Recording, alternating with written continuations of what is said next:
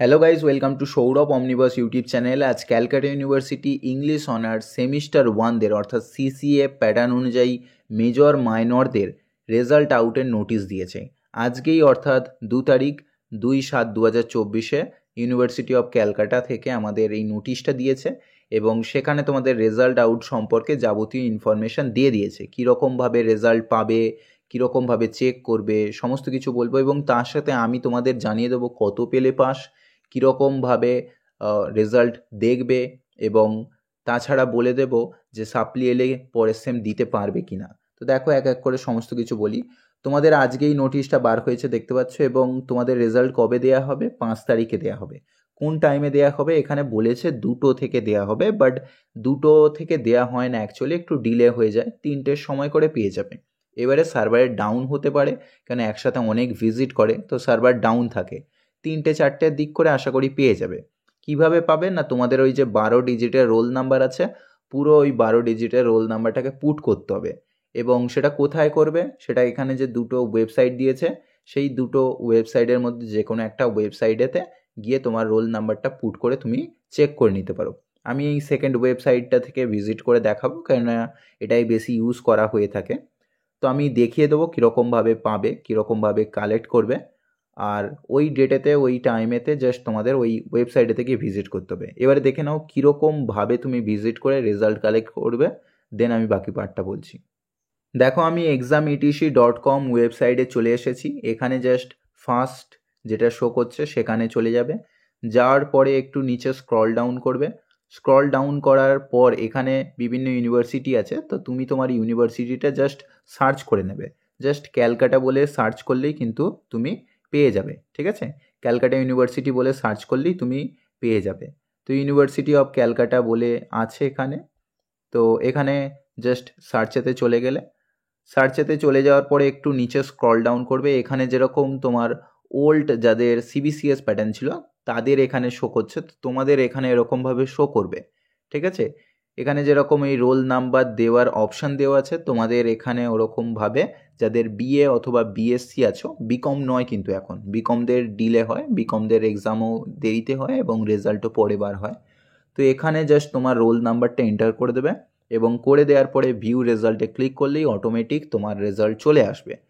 এই ক্ষেত্রে কারো কারো ডিলে হয়, কারো ক্ষেত্রে প্রবলেম হয়, বারবার চেষ্টা করবে, করলে আশা করি এসে যাবে এবং সেটা স্ক্রিনশট নিয়ে নিতে পারো বা নিচে প্রিন্টের অপশান থাকে, প্রিন্ট করে নিতে পারো, মানে অ্যাকচুয়ালি ডাউনলোড হয়ে যাবে।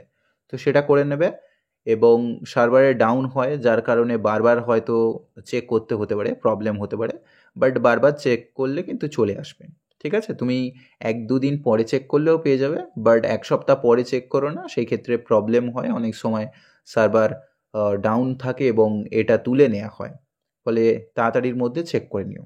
আচ্ছা, এবারে রেজাল্ট তো পেয়ে গেলে, সাপ্লি আসলে কি হবে বা কত পেলে পাস, কীরকমভাবে রেজাল্ট কালেক্ট করবে সেই সম্পর্কে বলি। দেখো, তো তোমাদের পাস করতে গেলে 35 পেতে হবে, ঠিক আছে? 35% পেতে হয় এবং 35% পেলে তুমি পাস করে যাচ্ছ। এবারে অনেকের মনে ডাউট হয়, তাহলে 35-এর কম পেলে আমি সাপ্লি পেয়ে যাব, তাহলে কি আমার অনার্স কেটে যাবে, আমি কি পরের সেমিস্টার দিতে পারবো না? সেই ক্ষেত্রে তোমাদের একটা ডাউট ক্লিয়ার করে দিই যে এখন নতুন সিস্টেম অনুযায়ী কারো অনার্স কাটে না, ঠিক আছে? তো তোমার অনার্স কাটবে না, বাট তোমার সাপ্লি চলে আসবে তার থেকে কম পেলে। এবারে সাপ্লি এলে কি সেমিস্টার 2 দিতে পারবে? অতি অবশ্যই দিতে পারবে এবং সেই সাপ্লিটা ক্লিয়ারও করে নিতে পারবে থার্ড সেমিস্টারের সাথে।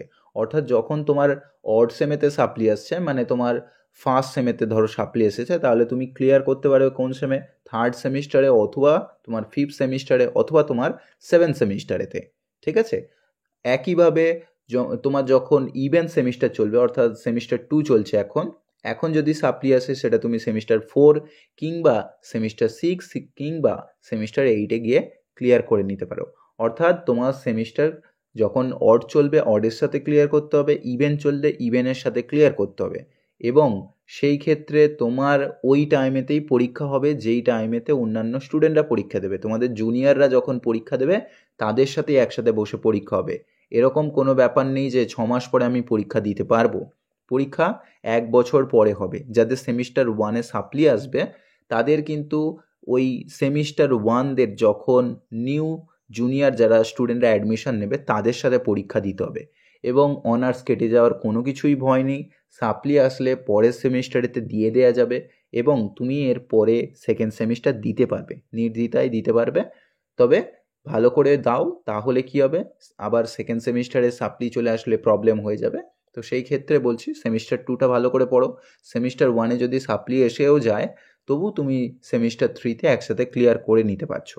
ঠিক আছে, কোনো কিছুই প্রবলেম নেই, বাট তোমায় কিন্তু ক্লিয়ার করে নিতে হবে। যাই হোক, রেজাল্ট কোথা থেকে পাবে? তো রেজাল্ট তোমাদের কলেজ থেকে দেওয়া হবে।